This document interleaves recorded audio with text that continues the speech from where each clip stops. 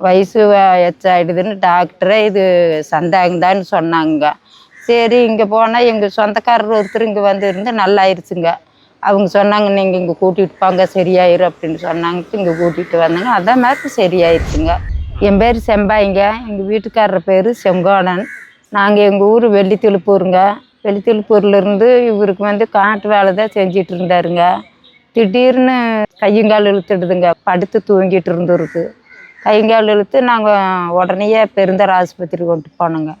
பெருந்தர் ஆஸ்பத்திரி கொண்டு போகிறது அங்கெல்லாம் கேன் எடுத்து பார்த்துட்டு ரத்த கசவு இருக்குது, மண்டைக்கு போகிற மூளைக்கு போகிற நரம்புனால சொன்னாங்க. பார்த்துட்டு அப்புறம் அங்கேயும் ஒரு 7 நாள் இருந்தோமுங்க.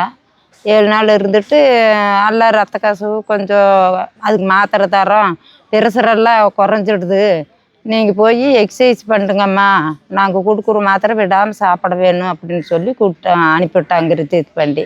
அப்புறம் நாங்கள் வந்து 2 நாள் வீட்டில் இருந்தோங்க. இந்த மாதிரி இங்கே இருக்குது, இங்கே போனால் நல்லாயிரும், எக்ஸசைஸ் எல்லாம் பண்ணுறாங்க, அது நல்லாயிரும்னு சொன்னாங்கன்ட்டு இங்கே கூட்டிகிட்டு வந்தோங்க. காலை 2 கீழேயே போன மாட்டாருங்க, காரில் தூக்கி போட்டுட்டு தான் வந்தோங்க.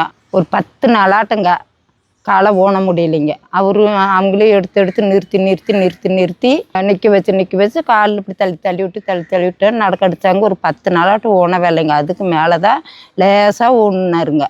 அதுக்கு முன்னால் காலை ஓன முடியல. அந்த கையும் வராதுங்க. இப்போ கையும் கொஞ்சம் ஆட்டுறாரு, காலும் எட்டி வைக்கிறாருங்க. இப்போல்லாம் வயசு எச்சாயிடுதுன்னு டாக்டரே இது சந்தாங்கதான்னு சொன்னாங்க. சரி இங்கே போனால் எங்கள் சொந்தக்காரர் ஒருத்தர் இங்கே வந்து இருந்து நல்லாயிருச்சுங்க. அவங்க சொன்னாங்க நீங்கள் இங்கே கூட்டிகிட்டு போங்க சரியாயிரும் அப்படின்னு சொன்னாங்க. இங்கே கூட்டிகிட்டு வந்தாங்க. அதான் மாதிரி சரியாயிருச்சுங்க. அவருக்கு எல்லாத்துக்கும் நன்றிங்க. எல்லா டாக்டருக்கும் நன்றி.